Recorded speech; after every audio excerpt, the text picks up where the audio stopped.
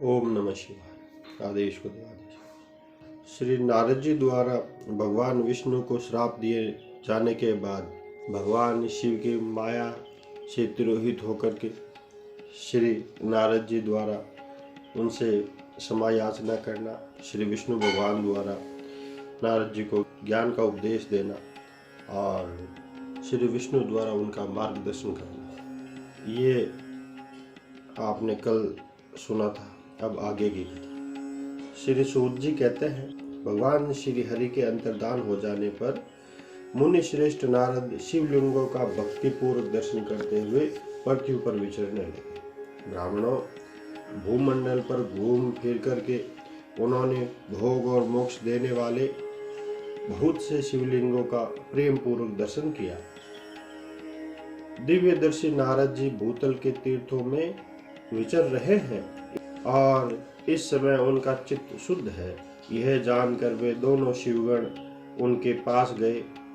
वे उनके दिए हुए शाप से उद्धार की इच्छा रखकर वहां गए थे। उन्होंने आदरपूर्वक मुनि के दोनों पैर पकड़ लिए और मस्तक झुकाकर भली भांति प्रणाम करके शीघ्र ही इस प्रकार कहा। शिवगण बोले, ब्राह्मण, हम दोनों शिव के गण हैं। मुने, हमने ही आपका अपराध किया है। राजकुमारी श्रीमती के स्वयंवर में आपका चित्त माया से मोहित हो रहा था। उस समय परमेश्वर की प्रेरणा से आपने हम दोनों को शाप दे दिया था। वहां कुअवसर जानकर हमने चुप रह जाना ही अपनी जीवन की रक्षा का उपाय समझा। इसमें किसी का दोष नहीं है। हमें अपने कर्म का ही फल प्राप्त हुआ है। प्रभु, अब आप प्रसन्न होइए और हम दोनों पर अनुग्रह कीजिए। नारद जी ने कहा, आप दोनों महादेव जी के गण हैं और सत्पुरुषों के लिए परम सम्मान्य हैं। अतः मेरे मोह रहित एवं सुखदायक यथार्थ वचन को सुनिए। पहले निश्चय ही मेरी बुद्धि भ्रष्ट हो गई थी, बिगड़ गई थी और सर्वथा मोह के वशीभूत हो गया था। इसलिए आप दोनों को मैंने शाप दे दिया। शिवगणों, मैंने जो कुछ कहा है वैसा ही होगा, तथापि मेरी बात सुनिए। मैं आपके लिए शापों द्वार की बात बता रहा हूँ। आप लोग आज मेरे अपराध को क्षमा कर दें।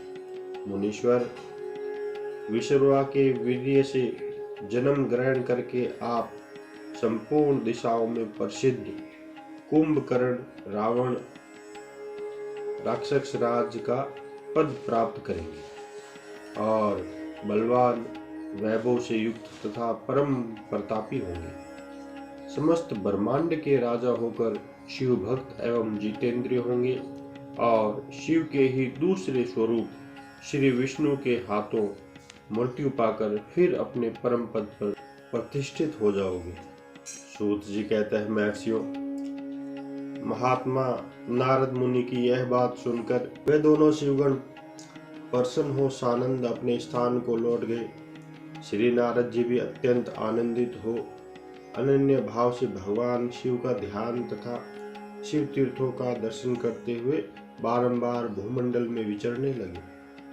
अंत में वे सब के ऊपर विराजमान शिव प्रिया काशीपुरी में गए। शिव स्वरूपनी एवं शिव को सुख देने वाली है। काशीपुरी का दर्शन करके नारद जी कृतार्थ हो गए।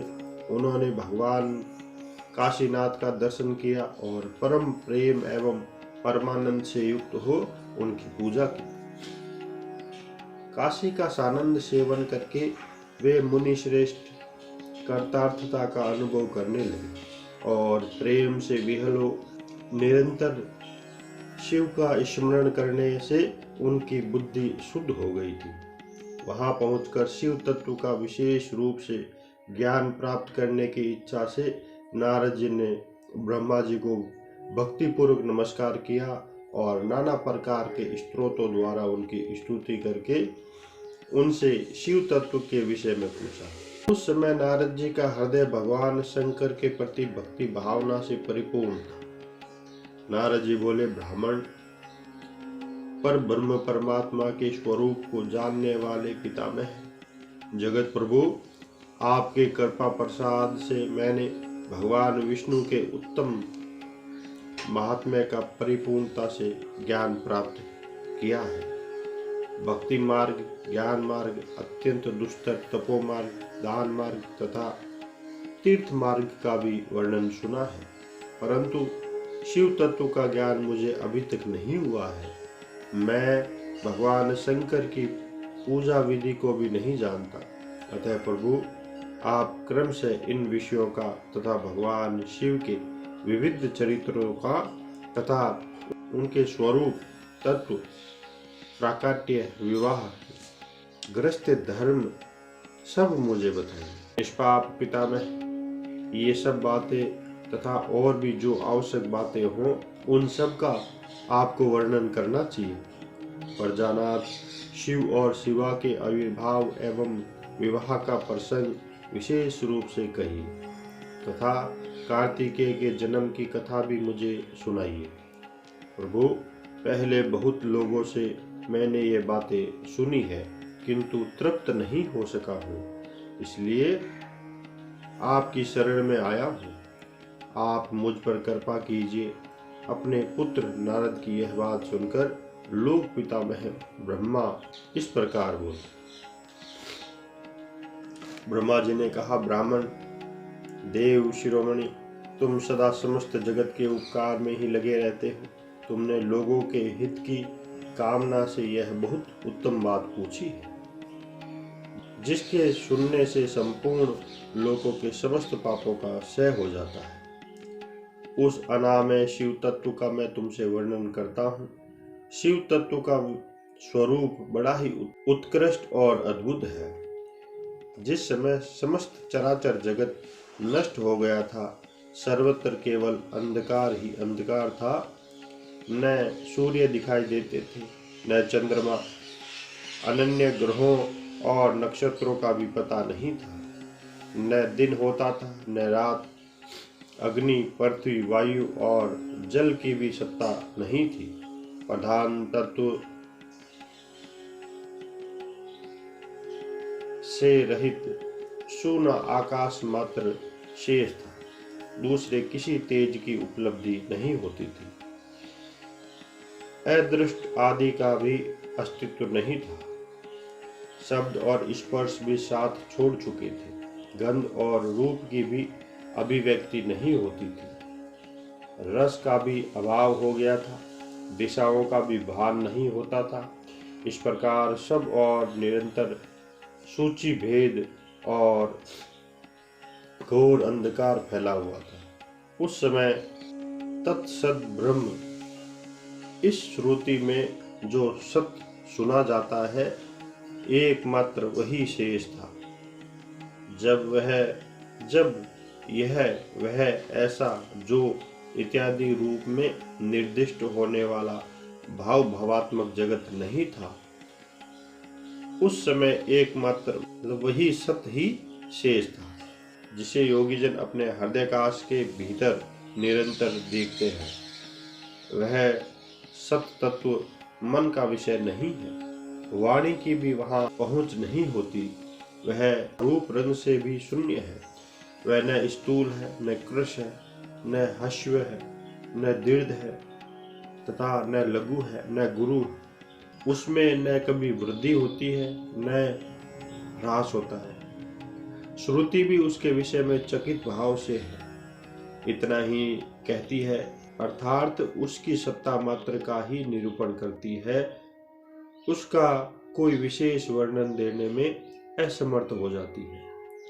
वह सत्य ज्ञान स्वरूप, अनंत परमानंदमय, परम ज्योति स्वरूप, अप्रमेय, आधार रहित, निर्विकार, निराकार, निर्गुण, योगी गम्य, सर्वव्यापी, सबका एकमात्र कारण, निर्विकल्प, निरारंभ, माया शून्य, उपद्रव रहित, अद्वितीय, अनादि, अनंत, संकोच विकार से शून्य तथा चिन्मय है।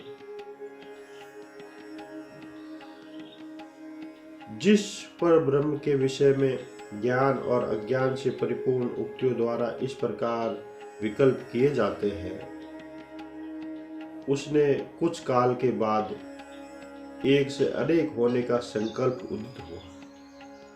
तब उस निराकार परमात्मा ने अपनी लीला शक्ति से अपने लिए मूर्ति आकार की कल्पना की। वह मूर्ति संपूर्ण ऐश्वर्य गुणों से संपन्न, सर्व ज्ञान में शुभ स्वरूपा, सर्वव्यापिनी, सर्वरूपा, सर्वदर्शिनी, सर्विक, सर्वकारिणी, सबकी एकमात्र वंदनीय, स्वार्धा, सब कुछ देने वाली और संपूर्ण संस्कृतियों का केंद्र थी। उस शुद्ध रूपिणी ईश्वर की मूर्ति की कल्पना करके वह अद्वितीय, अनादि, अनंत, सर्वव्यापक, चिन्मय, सर्वव्यापी और अविनाशी पर ब्रह्म अंतर्हित हो गया। जो मूर्ति रहित पर ब्रह्म है, उसी की मूर्ति चिन्मय आकार मतलब भगवान सदाशिव है। अर्वाचीन और प्राचीन विद्वान उन्हीं को ईश्वर कहते हैं। उस समय एकाकी रहकर स्वेच्छानुसार विहार करने वाले उन सदाशिव ने अपने विग्रह से स्वयं ही एक स्वरूप भूता शक्ति की सृष्टि की, जो उनके अंग से कभी अलग होने वाली नहीं थी। उस पराशक्ति को प्रधान, प्रकृति, गुणमती, माया, बुद्धि तत्व की जननी तथा विकार रहित बताया गया है। वह शक्ति अंबिका कही गई है। जय हो। उसी को प्रकृति, सर्वेश्वरी, त्रिदेव जननी, नित्या और मूल कारण भी कहते हैं। सदाशिव द्वारा प्रकट की गई उस शक्ति के 8 भुजाएं हैं। उस शुभ लक्षणा देवी के मुख की शोभा विचित्र है। वह अकेले ही अपने मुखमंडल में सदा 1 सहस्त्र चंद्रमाओं की कांति धारण करती है। नाना प्रकार के आभूषण उनके श्री अंगों की शोभा बढ़ाते हैं। वह देवी नाना प्रकार की गतियों से संपन्न है और अनेक प्रकार के अस्त्र शस्त्र धारण करती है। उसके खुले हुए नेत्र खिले हुए कमल के समान जान पड़ते हैं। वह अचिंतनीय तेज से जगमगाती है।